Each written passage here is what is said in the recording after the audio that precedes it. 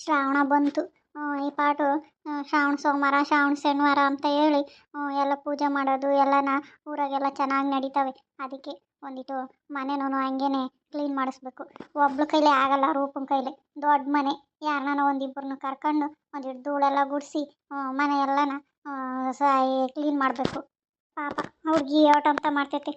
ಇನ್ನು ಓದ್ಕೊಂಡಿರೋ ಹುಡುಗಿ, ಕೆಲಸ ಮಾಡ್ತಿರೋ ಹುಡುಗಿ ಬಂದು ನಮ್ಮ ಮನೆಗೆ ಬಂದು ಪಾಪ ಇವತ್ತೆಲ್ಲ ಕಷ್ಟಪಡ್ಬೇಕಾಗೈತಿ.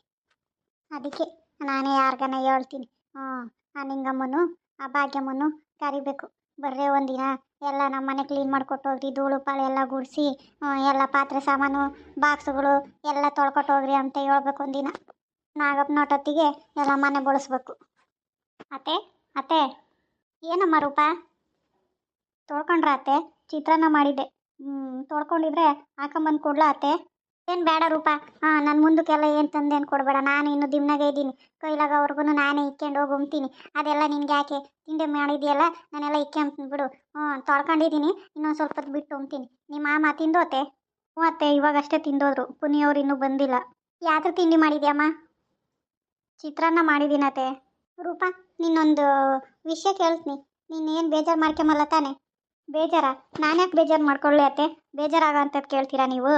ಏನೋ ನಾನು ಕೇಳಿದ್ಮೇಲೆ ನಿನ್ನ ಮನ್ಸಿಗೆ ಬೇಜಾರಾದರೆ ಅದಕ್ಕೇನೆ ಕೇಳಿದೆ. ಅದೇನು ಕೇಳಿ ಅತ್ತೆ? ಕೂತ್ಕ, ಕೂತ್ಕೊಂಡು ಮಾತಾಡೋಣ. ನೀನು ತಿಂದೆ ಯಾವಾಗ? ಇಲ್ಲ ಅತ್ತೆ, ಇನ್ನೊಂದು ಸ್ವಲ್ಪ ಹೊತ್ತು ಬಿಟ್ಟು ತಿಂತೀನಿ. ಏನು ಹೇಳಿ ಅತ್ತೆ?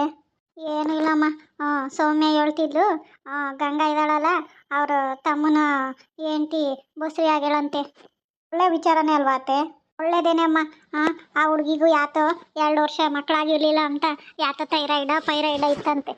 ಅದು ಟ್ರೀಟ್ಮೆಂಟ್ ತಗೊಂಡು ಇವಾಗ ನಿಂತೈತಂತೆ. ನೀನು ನಮ್ಮ ಪುನಿನ ಮದುವೆಯಾಗಿ ಯಾವ ಸುಖನೂ ಕಾಣಲಿಲ್ಲ, ಬೇಜಾರಾಗುತ್ತೇನೆ. ಇದನ್ನು ಕೇಳ್ಬೇಕಂತಲೇ ನಿನ್ನನ್ನು ಕರೆದಿದ್ದು. ಎಲ್ಲರೂ ಹೆಣ್ಮಕ್ಳಾಗಿ ಹುಟ್ಟಿದ ಮೇಲೆ, ಮದುವೆ ಆದಮೇಲೆ ಗಂಡನ ಜೊತೆಗೆ ಹಂಗಿರಬೇಕು ಹಿಂಗಿರಬೇಕು ಅಂತ ಎಲ್ಲ ಕನಸು ಕಟ್ಕೊಂಡಿರ್ತಾರೆ. ಆದರೆ ನಿನ್ನ ಜೀವನದಾಗ ಏನೂ ಆಗ್ತಿಲ್ಲಲ್ಲ, ಅದಕ್ಕೆ ನನಗೆ ನೀನು ನೆನೆಸ್ಕೊಂಡ್ರೆ ಬೇಜಾರಾಗುತ್ತಮ್ಮ. ನಿನ್ಗಿನ್ನು ಹೆಂಗಿರ್ಬೇಡ ಹೇಳು? ನಿನಗೂ ಬೇಜಾರಾಗ್ತೈತಲ್ವೇನೆ? ಏನಾದರೂ ಇದ್ದರೆ ನಾನು ನಿನ್ನ ತಾಯಿ ಅಂದ್ಕೊಂಡು ಹೇಳ್ಕೇಳಿ, ಮನ್ಸಾಗಿ ಇಕ್ಕೆ ಬೇಡ ರೂಪ. ಇವಾಗ ಓದಿದೆಯಾ, ಕೆಲಸ ಮಾಡ್ತೀಯಾ, ಲ್ಯಾಪ್ಟಾಪ್ ಹಿಡ್ಕೊಂಡು ಕೆಲಸ ಮಾಡ್ತಿರ್ತೀಯ, ಯಾವಾಗೂ ಮನೆ ಕೆಲಸನೂ ಮಾಡ್ತೀಯ.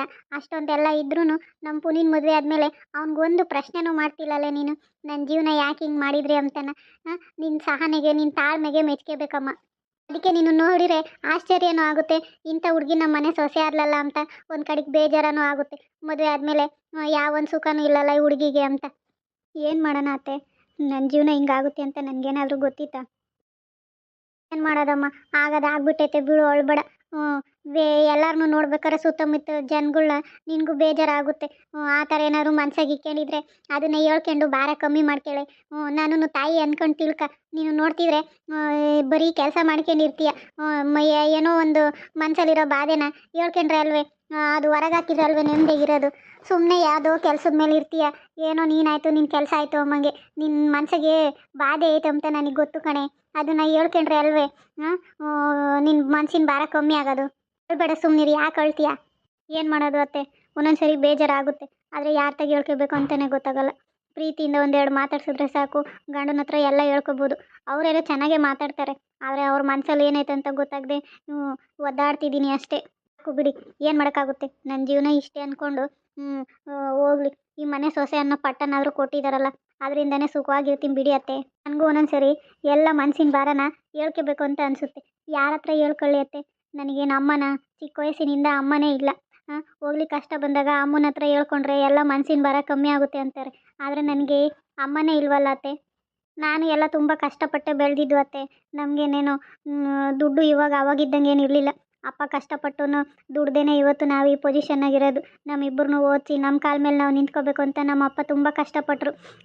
ತಾಯಿ ಇಲ್ಲದ ಮಕ್ಕಳು ಅಂತೇಳಿ ನಮ್ಗೆ ಯಾವ ಕೊರತೆ ಇಲ್ದಂಗೆ ಎಲ್ಲ ಚೆನ್ನಾಗೇ ನೋಡಿಕೊಂಡ್ರು. ಆದರೆ ಹೆಣ್ಮಕ್ಳಾಗಿ ಹುಟ್ಟಿದ ಮೇಲೆ ತಾಯಿ ಇರಬೇಕಲ್ವ ಅತ್ತೆ? ತಾಯಿ ಬೆಲೆ ಏನು ಅಂತ ಇಲ್ದವ್ರಿಗೆ ಗೊತ್ತಾಗುತ್ತೆ ಅತ್ತೆ, ಅದು ನಮಗೆ ಚೆನ್ನಾಗಿ ಗೊತ್ತು. ಆದರೆ ಆ ದೇವರು ನನ್ನ ಜೀವನದಲ್ಲೇ ಯಾಕೆ ಹಿಂಗೆ ಆಟ ಆಡ್ತಾನೆ ಅಂತ ಮಾತ್ರ ಗೊತ್ತಾಗ್ತಿಲ್ಲ ಅತ್ತೆ. ಚಿಕ್ಕ ವಯಸ್ಸಿಂದ ಅಮ್ಮ ಇಲ್ಲದೆ ಎಷ್ಟೆಲ್ಲ ಕಷ್ಟಪಟ್ವಿ. ಈಗ ನನ್ನ ಮದುವೆ ನೋಡಿದ್ರೆ ಹಿಂಗೆ ಇಷ್ಟವಿಲ್ದವ್ರನ್ನ ಕಟ್ಕೊಂಡು ಇವಾಗ ಈ ಥರ ಆಗಿದೆ ನನ್ನ ಪರಿಸ್ಥಿತಿ. ಏನು ಮಾಡೋದತ್ತೆ? ತಿನ್ನಕ್ಕೆ ಬರ ಇಲ್ಲ, ಉಣ್ಣಕ್ಕೆ ಬರ ಇಲ್ಲ, ಬೇರೆ ಬಟ್ಟೆ ಬರೋಕ್ಕೆ ಬರ ಇಲ್ಲ, ಒಡವೆಗೆ ಬರ ಇಲ್ಲ ಅನ್ನಂಗೆ ಆಗೈತೆ. ಆದರೆ ಜೀವನದಾಗ ನೆಮ್ಮದಿ ಅನ್ನೋದೇ ಇಲ್ಲ ಅತ್ತೆ. ಆ ದೇವರು ನನ್ನ ಹಣೆ ಬರ ಬರಿಬೇಕಾರೆ ಬ್ರಹ್ಮ ಸರಸ್ವತಿ ಜೊತೆಗೆಲ್ಲೋ ಜಗಳ ಆಡಿದ್ದ ಅನಿಸುತ್ತೆ. ಅದಕ್ಕೆ ಈಗ ಮುಗ್ಗ ಹೆಂಗೆ ಬೇಕೋ ಹಂಗೆ ಮನ್ಸಿಗೆ ಬಂದಂಗೆ ಬರೆದು ಬಿಟ್ಟ ನನ್ನ ಹಣೆ ಬರ. ಏನು ಮಾಡೋದು, ಎಲ್ಲ ಇರ್ತತೆ. ಅದು ಕೈಗೆ ಸಿಗಲ್ಲ ಅಷ್ಟೇ. ನಮ್ಮ ಹತ್ರದಲ್ಲೇ ಇರುತ್ತೆ ಅತ್ತೆ ಹಣ್ಣು, ಆದರೆ ಅದನ್ನು ತಿನ್ನೋಕ್ಕಾಗಲ್ಲ.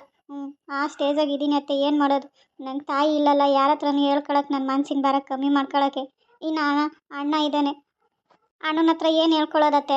ಮನೆಗೆ ಬಂದಮೇಲೆ ಕೊಟ್ಟು ಮನೆಗೆ ಬಂದಮೇಲೆ ಈ ಮನೆ ಬೆಲೆ ಗೌರವ ಕಾಪಾಡಬೇಕಾಗಿದ್ದು ನನ್ನ ಧರ್ಮ ಅಲ್ವೇ. ಅದಕ್ಕೆ ಯಾರ ಹತ್ರ ಏನು ಹೇಳ್ಕೊಂಡಂಗೆ ನನ್ನ ಜೀವನ ಹೆಂಗೆ ಸಾಗುತ್ತೋ ಹಂಗೆ ಸಾಗಲಿ ಅಂತ ಸುಮ್ಮನೆ ಇದ್ದೀನಿ ಅತ್ತೆ.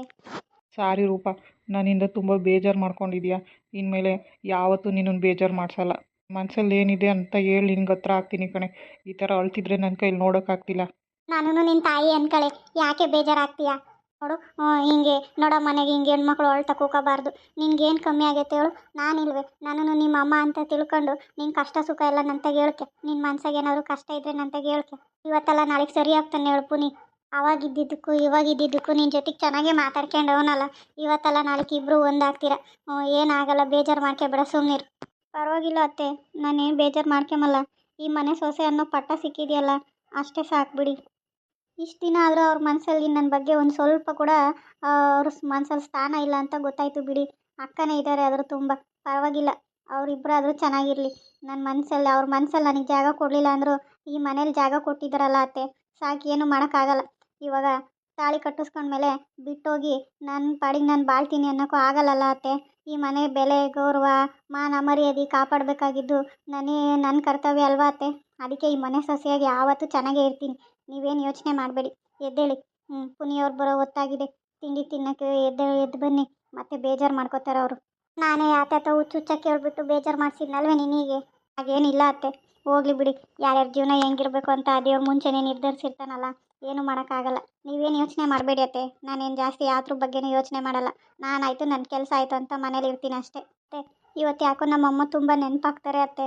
ನನಗೂ ಅಮ್ಮ ಅಂತ ಇದ್ದಿದ್ರೆ ಇವತ್ತು ನನ್ನ ಕಷ್ಟ ಅವ್ರ ಹತ್ರ ಹೇಳ್ಕೊತಿದ್ದೆ ಅಲ್ಲ ಅಂತ ತುಂಬ ನೆನಪಾಗ್ತಿದ್ದಾರತ್ತೆ. ಅಯ್ಯೋ ಹುಚ್ಚು ಹುಡುಗಿ, ನನ್ನನ್ನು ಅಮ್ಮ ಅಂತ ತಿಳ್ಕಳೆ. ಯಾಕೆ ಬೇಜಾರು ಮಾಡ್ಕೊಂತೀಯ? ಎಲ್ಲ ಒಳ್ಳೇದಾಗುತ್ತೆ, ಹೋಗು. ನಿನ್ನ ಮನಸ್ಸಲ್ಲಿ ಏನು ಇಕ್ಕೆಬೇಡ. ಏನಾದರೂ ಇದ್ದರೆ ನನ್ನ ಹತ್ರ ಹೇಳ್ಕೊಂಡು ಮನಸ್ಸನ್ನು ನಿರಾಳ ಮಾಡ್ಕೆ. ಇನ್ಮೇಲೆ ಏನು ಯೋಚನೆ ಮಾಡಬೇಡ, ಹೋಗಿ, ಎಲ್ಲ ಒಳ್ಳೇದಾಗುತ್ತೆ. ದೇವಸ್ಥಾನಕ್ಕೆ ಹೋಗಿ ಬರ್ತೀನಿ, ಆಮೇಲೆ ತಿಂಡಿ ತಿಂತೀನಮ್ಮ. ಸರಿಯತ್ತೆ, ಆಯಿತು. ದೇವಸ್ಥಾನಕ್ಕೆ ಹೋಗಿ ಆ ಪೂಜಾರ ಅಪ್ಪನ ತಗಾದ್ರೂ ಇವಳ್ದು ಹುಟ್ಟಿದ ಡೇಟ್ ಆಫ್ ಬರ್ತ್ ಎಲ್ಲ ತಗೊಂಡೋಗಿ ಕೇಳಬೇಕು. ಯಾಕೆ ಹಿಂಗೆ ಆಗ್ತೈತೆ, ಇವ್ರಿಗೆ ಜೀವನ ಹೆಂಗಿರುತ್ತೋ ಏನೋ ಅಂತ ಭಯವಾಗುತ್ತೆ. ಇಬ್ಬರು ಚೆನ್ನಾಗಿರಲಿ ಅಂತ ಹೋಗಿ ಪೂಜೆನಾದರೂ ಮಾಡಿಸ್ಕೊಬರೋಣ, ಆಮೇಲೆ ತಿಂಬಾನ. ಯಾಕೆ ಪುನಿ ಒಂಥರ ಆಯ್ತಾನಲ್ಲ? ಯಾಕೆ ಪುನಿ ಬೇಜಾರಾಗಿದ್ದೀರಾ? ನಡವಳಿಕೆಯಿಂದ ಬೇಜಾರಾಗಿದ್ಯಾ? ಇನ್ಮೇಲೆ ಯಾವ ತಪ್ಪು ಮಾಡಲ್ಲ ಅಂತ ಹೇಳ್ದೆ ಅಲ್ಲ ಪುನಿ? ಅದಲ್ಲ, ರೂಪನ ಬಗ್ಗೆ ಯೋಚನೆ ಮಾಡ್ತಿದ್ದೆ. ಅವಳ ಮನಸ್ಸಲ್ಲಿ ತುಂಬ ನೋವು ಇಟ್ಕೊಂಡಿದ್ದಾಳೆ. ಅದಕ್ಕೆ ಅವಳ ಬಗ್ಗೆನೇ ಯೋಚನೆ ಮಾಡ್ತಿದ್ದೆ. ಅದೇ ನಾನು ಹೇಳಿದ್ರೆ ನೀನು ನನ್ನ ಮೇಲೆ ಕೋಪ ಮಾಡ್ಕೋತೀಯ. ಇನ್ನು ಎಷ್ಟು ದಿನ ಅಂತ ದೂರ ಇರ್ತೀಯಾ? ಅವಳ ಜೊತೆ ಚೆನ್ನಾಗಿದ್ದರೆ ನೀನು ಮತ್ತೆ ಯಾವತ್ತೂ ಮುಂಚ್ಕೊಳ್ಳಲ್ಲಲ್ವ. ಮತ್ತೆ ನೀನು ಏನಾದರೂ ಸಿಟ್ಟು ಬಂದು ಬಾಯಿಗೆ ಬಂದಂಗೆ ಮಾತಾಡಿದ್ರೆ ನಾನು ಮಾತ್ರ ಸುಮ್ಮನೆ ಇರಲ್ಲ ನೋಡು. ಯಾವಾಗ ಹೆಂಗಿರ್ತೀಯ ಅಂತ ಒಂದು ಗೊತ್ತಾಗಲ್ಲ, ಯಾವಾಗ ಏನು ಮಾತಾಡ್ತೀಯ ಅಂತ ನೀನು ಅರ್ಥನೇ ಆಗಲ್ಲ. ಈ ನಿನ್ನ ಬಿಹೇವಿಯರಿಂದನೇ ನನ್ನ ರೂಪನ ಇಷ್ಟು ದಿನ ದೂರ ಇಟ್ಟಿದ್ದು. ನಿಮ್ಮ ಅಣ್ಣನ ಹತ್ರ ಮಾತಾಡ್ದಂಗೆ ಏನಾದರೂ ಮುಂದೊಂದು ದಿನ ಬಾಯಿ ಜಾರಿ ಏನಾದ್ರೂ ಬಾಯಿಗೆ ಬಂದಂಗೆ ಮಾತಾಡಿ ಏನಾದ್ರೂ ಅಂದ್ಬಿಟ್ರೆ ಅದಕ್ಕೆ ಹೇಳಿದ್ದು, ಮಾತಾಡಬೇಕಾದ್ರೆ ಮಾತಿನ ಮೇಲೆ ಗಮನ ಇರಲಿ ಅಂತ. ನಿನಗೆ ನಾನು ರೂಪ ಒಂದಾಗೋದು ಇಷ್ಟನೇನಾ? ಮುಂದೆ ಯಾವತ್ತೂ ಏನೋ ಕೆಟ್ಟದಾಗ ಮಾತಾಡಲ್ಲ ತಾನೇ? ಚಿಚಿ ಇಲ್ಲ ಪುನಿ, ಆ ಥರ ಯಾಕೆ ಮಾತಾಡೋಣ? ನಾನೇ ಅಲ್ವಾ ಮದುವೆ ಮಾಡಿದ್ದು, ನಾನಂಗೆ ತಿಳ್ಕೊತೀನಾ?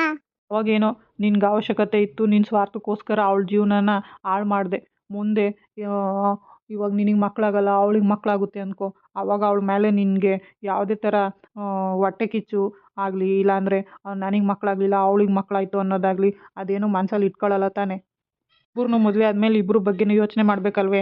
ಮುಂದೊಂದು ದಿನ ನೀನೇ ಅವಳನ್ನ ಆಡ್ಕೋಬಾರ್ದು, ಅಥವಾ ಅವಳು ನೀನು ಅಂದ್ರೂ ನನಗೆ ಬೇಜಾರಾಗುತ್ತೆ, ನೀನು ಅವಳು ಅಂದ್ರೂ ಬೇಜಾರಾಗುತ್ತೆ. ಅದಕ್ಕೆ ಇವಾಗೇ ಕೇಳ್ತಿದ್ದೀನಿ, ನಾನು ಅವಳ ಜೊತೆ ಚೆನ್ನಾಗಿದ್ದರೆ ನಿನ್ಗೆ ಯಾವುದೇ ಥರದ್ದು ಕಷ್ಟ ಇಲ್ಲ ತಾನೆ? ಇಂದ ಯಾವ ತೊಂದರೆನೂ ಆಗಲ್ಲ.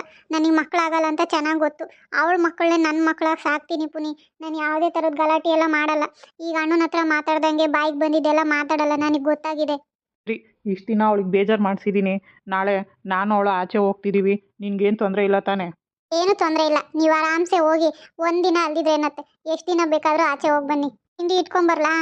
ಬೇಡ, ಇನ್ನೊಂದು ಸ್ವಲ್ಪ ಹೊತ್ತು ಬಿಟ್ಟು ಆಮೇಲೆ ತಿಂತೀನಿ. ಸ್ವಲ್ಪ ತಲೆನೋವ್ತಿದೆ, ಹೋಗಿ ಕಾಫಿ ಮಾಡ್ಕೊಂಬ. ಸರಿ ಪುನಿ, ಆಯಿತು.